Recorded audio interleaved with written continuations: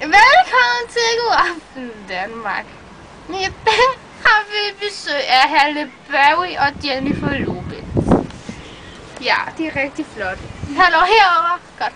Og så skal vi lige have et kig på numser. Og det er ikke min numse, kameramand. Det er nemlig sådan nogle numser. Og de blev vist i datademonstration af ungdomshusets lukning. Og det er deres motto. Ring til mig, skatter. Parentes lyd liderlig. Når du siger, at du skal. Super. Og det var bare lige det. Nu er det slut for i dag. Sov godt og kom godt hjem og kør forsigtigt og have en god dag og lave nogle gode suppe og pomfritterne skal steges i frisyrfadet. Stop det. Jeg får mere vel. Det er plat. Godt.